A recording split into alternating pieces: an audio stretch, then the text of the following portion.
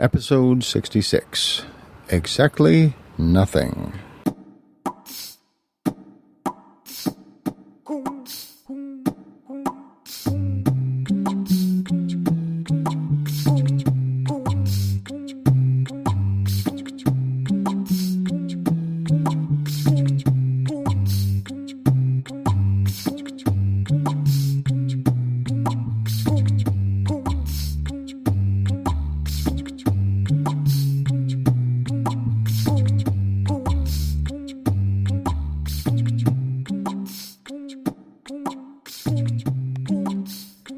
This is Grizzly's Growls, the life and times of a minor local celebrity. It's about imagination, and it's about knowledge. It's about celebrating love and life, loyalty and liberty, and sometimes lunacy, and it's about 20 minutes, maybe a little more. So let's get started, shall we?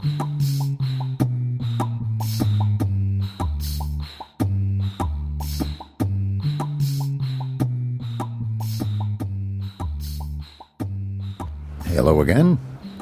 Yes, this is episode 66, and yes, it did take me a day or two extra to get it started, much less done. Just barely started now. Sat there over the weekend, looking at this and staring at it and scratching my head over it and trying to figure out exactly what I wanted to say and what I wanted to talk about. And there were a number of things that I felt really, really strongly about, and the more strongly I felt about it, the more and more I got constrained by that bugaboo, that thing that I mentioned a while back called the executive dysfunction. That thing where I try harder and harder and harder to do something and I accomplish exactly nothing because I feel so strongly about it that I have to do it exactly perfectly and I can't do any of it. You notice I'm back out on the porch again and I'm just kind of rocking back and forth in my rocking chair and talking to the microphone and trying not to think, I should say, about exactly the right way to do all this stuff. Because if I do try to think exactly about how to do it the right way, I'll never get it started, much less done. So, that was the problem. I have got the Vachel Lindsay thing that I'm planning on doing. That was the big one. That's the hard one. But the other thing, I started perseverating, I guess I can call it that. I'm going to anyway. About something that crossed my mind the other day, and I mentioned it in the blogs. I pretty much explained it fairly well there. Started talking about that whole Heller decision as far as the Second Amendment, and started thinking about the fact that basically the Congress that shall make no law doing this, that, and the other passed a law saying it was perfectly okay to kidnap, imprison without trial, and torture people from just about anywhere just by accusing them of something without actually proving they actually did anything. Might well be guilty. I'm not even going to say they aren't. Just that we no longer feel ourselves constrained to prove anything. We just figure we can imprison people because we damn well feel like it, and we figure they did it. So they're guilty, so they should be locked up. And not only can we imprison them, but in fact we can torture them until they confess to what we have accused them of. Remember that? Bring back happy memories of the auto da fe and whatnot? Because that's essentially what it is. Auto da fe, an act of faith. Now I'm getting all fired up again. Didn't want to get into this, but yeah, that's been bugging me. I mean, basically, extremely frustrated and down about that all week. About that whole issue. And being down, could call it depression, but you know, the thing is that depression is basically about, you know, you're just down because you're down. It is caused by itself. You know, there is no reason for being down. That's part of the nature of depression, I think. But this isn't depression in that sense. There's an actual real reason for it. I mean, yeah, okay. The government screws up. They do it all the time. But you're sad about it. You feel bad about it. But when the government screws up literally beyond all recognition or hope or recovery, when they basically fucked up totally beyond the pale, when basically you have the president convincing the Congress to sign a law in violation of the Constitution, and which is, of course, actually an impeachable offense, and the president's never going to get impeached for it because the only people that can impeach him voted the law into existence in the first place. He just signed it. He handed it to him, say, here, vote this into existence. They did. They went along with it. All of them voted for it. I don't know of anybody that didn't. They all voted for it. USA Patriot Act, they call it. They can imprison, they can enslave, they can torture, and it's all perfectly fine. And I guess I must agree it's perfectly fine because I'm a citizen. And hey, Constitution says it's okay, I guess. We've got 3 supposedly balanced forces in the federal government: the executive branch, the legislative branch, the judicial branch. The executive branch handed a unconstitutional law to the legislative branch, including provisions saying that the people that would have standing to sue about it don't have recourse to lawyers and don't have recourse to courts. So, in fact, as far as the law is concerned, the case can never come before the Supreme Court, which is the only other leg we have to stand on, so to speak. So basically, not a damn thing's going to be done about it. Nobody's ever going to be able to bring it before the Supreme Court because the only people that have standing to actually bring it before the Supreme Court are also barred from ever doing so. So, okay, it is the law of the land, but apparently not the law of the Congress and the White House. Anyway, so I'm a little fired up about that. And like I say, the more intensely fired up I get about something, the less I am able to cope with it. And the less I am able to act or speak about it, because I am that angry and that fired up about it. And that's the name of that tune. That's the big problem there. I'm going to throw in. Actually, I'm going to throw in 3 tunes today. One from the IDSL, one from the internet at large, and one from a few episodes ago because I just liked the song and I kind of miss hearing it. So I'm going to throw that in too. And the first one is called 64th Time. It is by, see who that was that by again. American Rust. And that's actually the next one on the hit parade, if you will, on the It Doesn't Suck list. And it doesn't suck. I couldn't find anything on the web indicating exactly what it was specifically about, but I have a sneaking suspicion I know what it was about, although I can't find the details. But, yeah, it sounds like somebody complaining about yet another speech by the president. Could have been any president, actually. I don't know how old the song was. Probably this one. If I had to bet money, I would say it was about this one. Anyway, I thought it was appropriate, so that's going to be the next thing, is 64th Time by American Rust.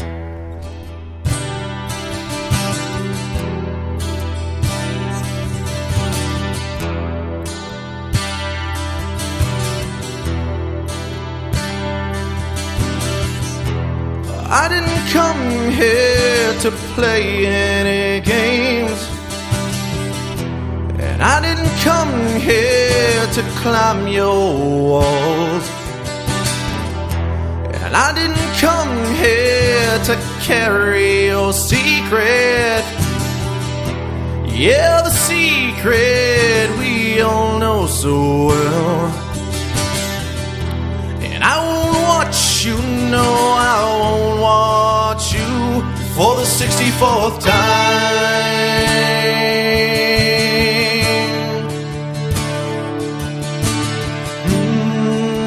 64th time this year.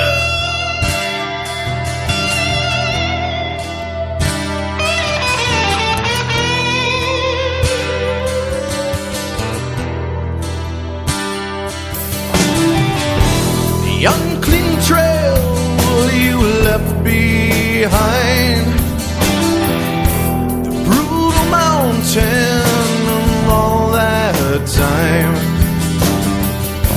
And I didn't come here to stand in the shallows. No, I won't watch you, no, I won't watch you for the 64th time.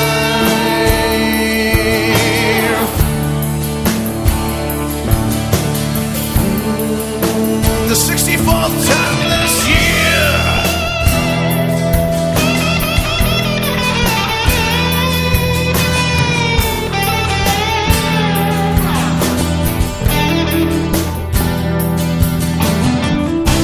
And I will place my head between my legs and kiss my ass goodbye.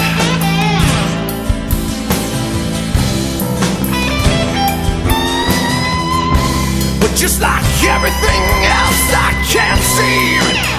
can't seem to stretch that far.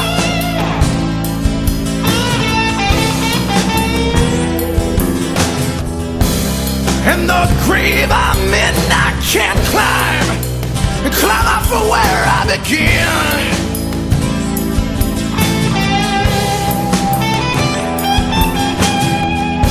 Yeah, I will place my head between my legs and kiss my ass goodbye. Goodbye.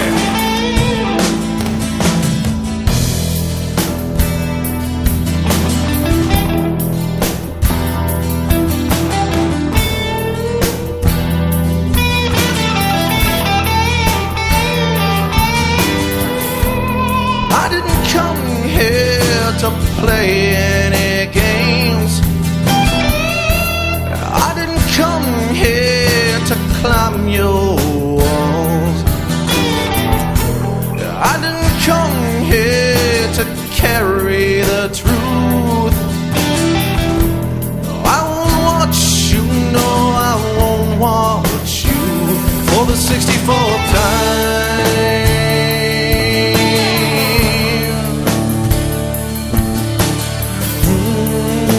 The 64th time this year.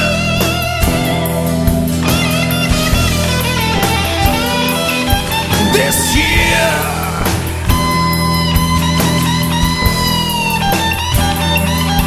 This year.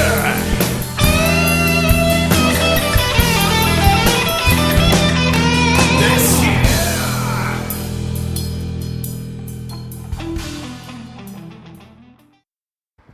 So that was 64th Time by American Rust, and a pretty good tune. You know, the other people have listened to it and evaluated it on GarageBand and thought it was pretty good. I don't really know that much about it. I do know it doesn't suck. It's not bad. It's not bad. Sounds like it's about something, and I would like someday to find out exactly what it's supposed to be about in particular, but sounds kind of political to me, and I'm just kind of a political mood behind the previous stuff. Speaking of which, my other project, which I have not even started, that Vachel Lindsay book, got all off on a tangent about that. Another executive dysfunction problem because of the emotional content of the language. I was initially thinking, oh my God, if I start using the N-word in the story I'm telling, that's going to piss people off. And I'm basically, hell, I don't have an audience now. Start doing something to anger people. Yeah, there's a good choice. So I didn't do that. I kept fiddling around in my head exactly what I should say is the intro and should say is the disclaimers and so on. I should really do an intro to that sometime soon. I'm basically going to do so far, figured out, I'm going to do my preface along with the Vachel Lindsay's preface to his book, explaining my take on it. In the final analysis, I came to the conclusion that looking at the actions relative to him of the people of the day, including the W.A.B. Du Bois and whatnot, how they felt about him and so on. They didn't agree with him. They didn't like a lot of what he said, but I don't think any of them actually thought that he meant ill, or that he was a racist in the modern sense, I suppose. He didn't hate Negroes, as the term was back in the day. He felt that in one article about him that I found online, they mentioned that when he was asked once what his first experiences were with Negroes, he pointed back not to meeting a particular person or anything. He actually talked about his dad reading him the Uncle Remus stories when he was a kid. And, of course, the Uncle Remus stories are very colorful and very colorfully phrased and very heavy into the old so-called Negro dialect thing. And I got the impression that his basic feelings about his expectations of what Negroes are really supposed to be like was from Uncle Remus. And when he met actual Negroes, black people, African Americans, whatever the term is this week, he thought that they'd lost something because they'd lost that culture and that dialect and that storytelling and those wonderful stories that he'd heard as a child. And that's what I think he was trying to convince them that they should go looking for and go get back for themselves. Those stories and that history and that culture and that background and that depth of character. He expected an awful lot. Now, a lot of it was, I think the worst thing you could say about Vachel Lindsay was that he was tremendously, deeply, and profoundly naive, like me. That he wanted the best for people and didn't necessarily know in any real sense what that ought to be. Had his own ideas, like me, about what people should have and should want. And really, I think it was more about his poetry and about his pursuit of beauty and about the gospel of beauty than he really was ever about any particular ethnic agenda or racial agenda or civil rights agenda. And another thing that I thought was pretty remarkable, even though these days I keep people have from time to time claimed that he was something of a racist. He was in fact invited to all of the get-togethers of the Negro people of the time about civil rights and about the future of the Negro race and so on. And, I grew up in the 60s, and Negro was not the only word we used back when I was a kid. But, so I'm a little uncomfortable using that word in a sentence too now, because I guess that's supposed to be offensive now. But I'm trying to speak from that time and his intent. And like I say, I think he was profoundly naive and expected the best of people, expected the best from people. Didn't always get it. And eventually in 37, I think it was, December of 37, he thoroughly despaired of just about everything, his own life, everybody else's life. The fact that he, as I recall, was petit mal epileptic and committed suicide, which is kind of a shame.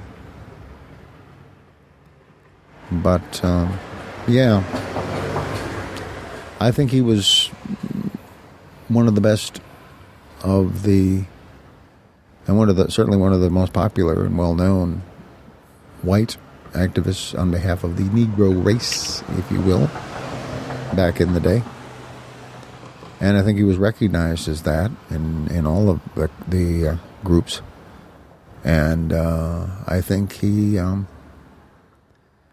people also, some folks, some people of color, resented his particular naivete about particular aspects of his expectations for their lives.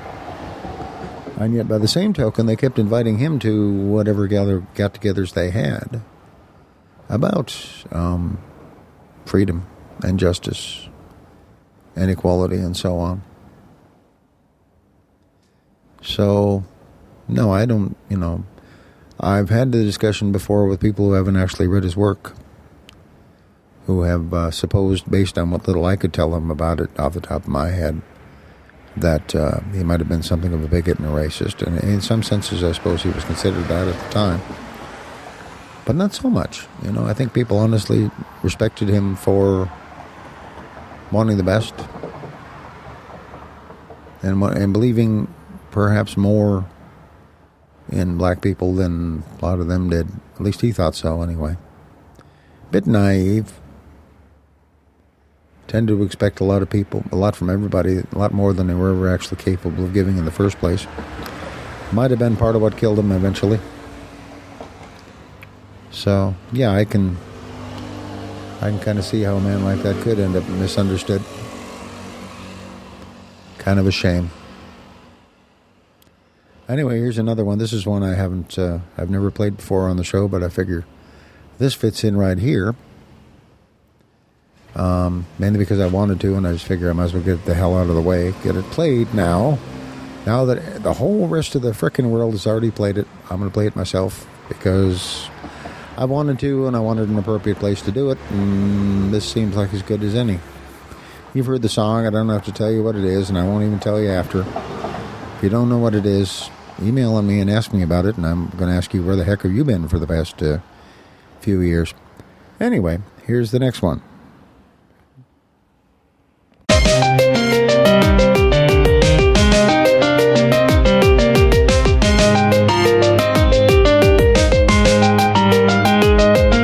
Chocolate rain. Some stay dry and others feel the pain. Chocolate rain. A baby born will die before the sin. Chocolate rain. The school books say it can't be here again. Chocolate rain. The prisons make you wonder where it went. Chocolate rain. Build a tent and say the world is dry. Chocolate rain. Zoom the camera out and see the light. Chocolate rain. Forecast to be falling yesterday. Chocolate rain. Only in the past is what they say. Chocolate rain. Raise your neighborhood insurance rates. Chocolate rain. Makes us happy living in a gay. Chocolate rain. Made me cross the street the other day. Chocolate rain. Made you turn your head the other way. Chocolate rain. History quickly crashing through your veins. Chocolate rain. Using you to fall back down again. Chocolate rain. History quickly crashing through your veins. Chocolate rain. Using you to fall back down again. Chocolate rain. Seldom mentioned on the radio. Chocolate rain. It's the fear your leaders car control. Chocolate rain.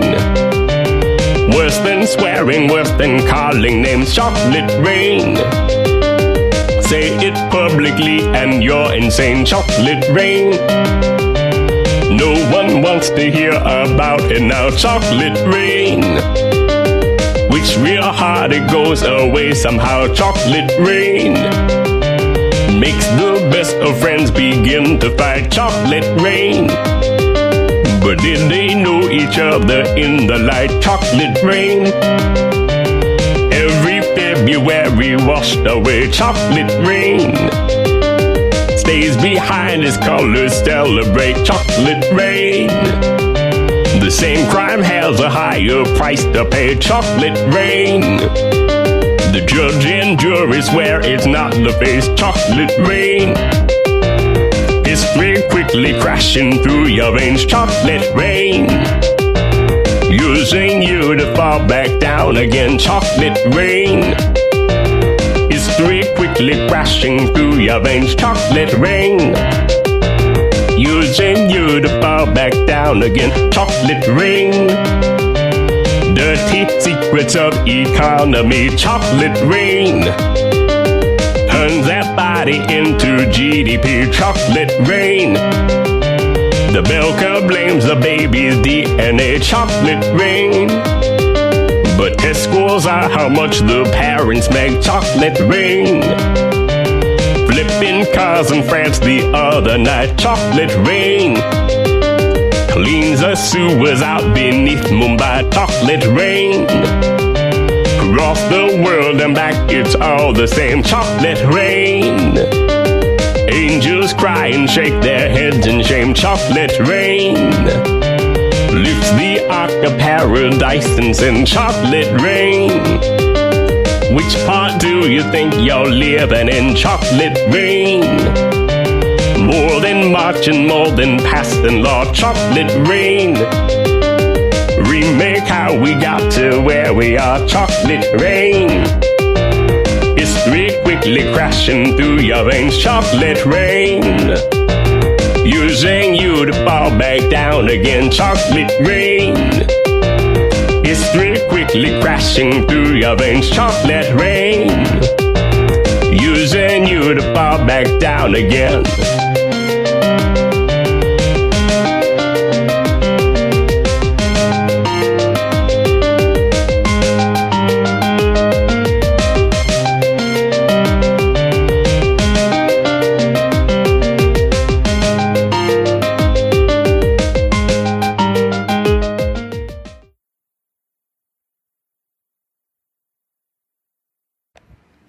And finally, I don't know. Like I say, I didn't get the new book series started yet. Still struggling in my mind with exactly where to start. One of those executive dysfunction things. At least that's what I'm blaming this week. It's just being too involved and too emotionally caught up in it to be able to easily actually start the process, which is a shame. But I'm going to sometime real soon now. I think actually the book series has gone a lot better than the actual podcast has in a lot of ways. So I do my best, and sometimes I have to struggle with it. Sometimes it's not easy to get my poop in a group and actually get some of this crap done. And I feel bad when I feel like people have kind of lost interest in what I'm talking about because I've stopped talking. Stopping talking, however, is kind of par for the course and part of the territory, I think. Just kind of getting so overwhelmed with stuff going on that you can barely move your lips. That's understandable, I think. If you understand Asperger, then you can probably understand that. And if you don't understand Asperger, then that's one of the things you're going to have to learn to understand is the whole executive dysfunction thing. It's one of the reasons why we end up not doing everything that theoretically we're supposed to be able to do, because we're really clever folks, aren't we, after all? All those savant skills and whatnot, like on the TV. But yeah, sometimes you just get so overwhelmed with stuff and you can't really explain why it is that you're stuck in the first place. Anyway, that's all I got to say about that. I'm going to finish up with the song I haven't played in a long while. I noticed the other day that T.R. Kelly and the Raventones, she and Randy Hum and I can't remember her kid's name. I can't remember now. I went blank. Anyway, they put together another album, and I listened to it, and I don't know. I guess it's nice. Not my kind of thing. But it's a perfectly nice album, and if you like their music, you'll probably like the album. It's there off of the Raventones website, and you're certainly welcome to go listen to it. I don't even remember if this one is even still available on the website for download. But she did tell me once that whatever I wanted to play of hers on the show, I could play. And I kind of missed this one, and it's to a certain extent, I've even considered making it the theme song of the show from time to time. Little tune called Starstruck Enterprise. Talk at you later.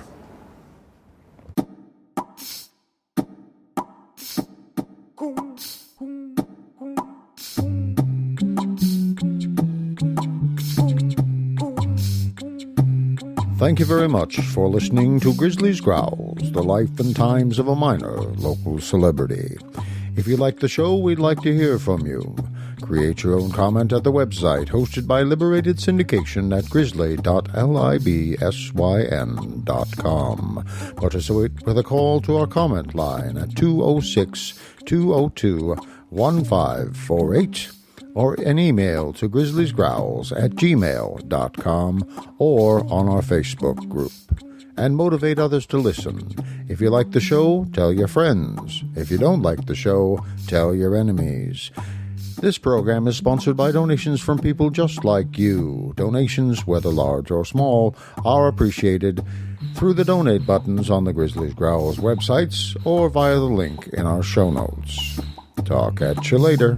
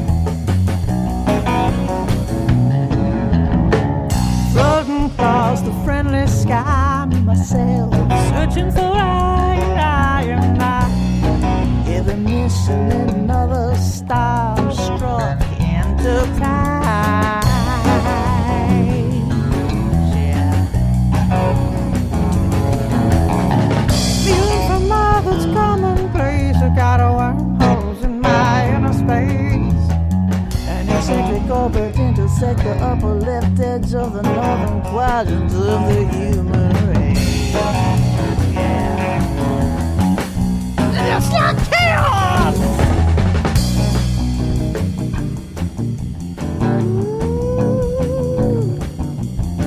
Inevitably colliding with wayward suns, bright and stormy, class M planets, strange attractors and dangerous quadrants feels to me like subspace distortion. The atmosphere is quite poisonous, but Jaeger would say I'm more good. Jaeger would have said all it is. It looks like you bought the farm, girl. Yet again. Scotty, beam me up right now. I think maybe you left me on the wrong planet by mistake. The natives don't grab me, Mr. Spock. Yeah, here anyhow. Beam me up, Scotty. Take me to a kind and gentle place where they love you for the beauty thing inside your skull, not the dots and lines on your face.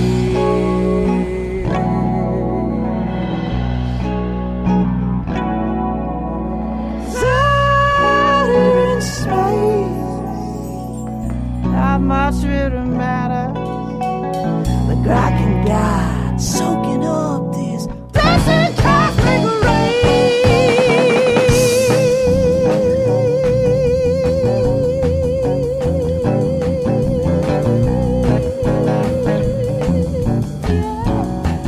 just soaking up some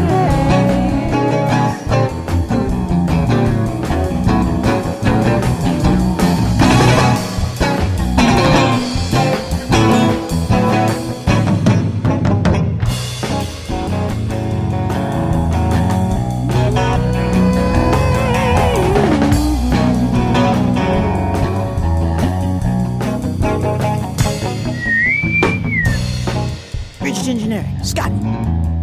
Ecop. Scotty, we got here to the Vegas Quadrant immediately.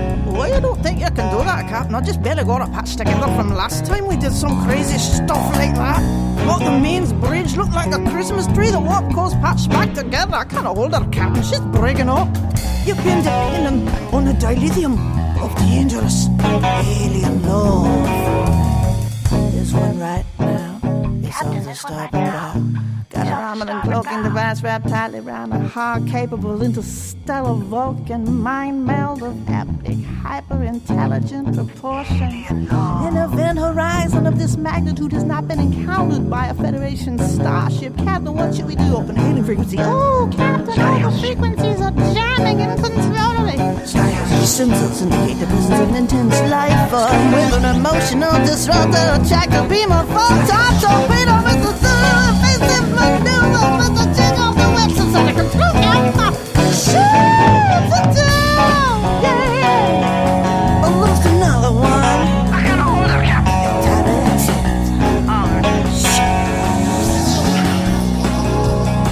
Oh, what am I going to tell the Federation?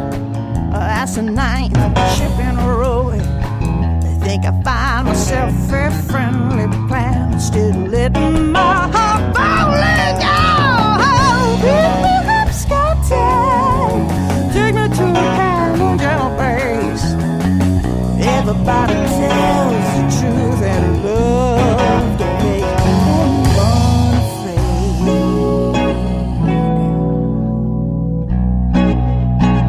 Love don't make anyone afraid. Infinite diversity, infinite combination don't make anyone afraid. Mr. Scott, one to beam down to the surface of the love planet.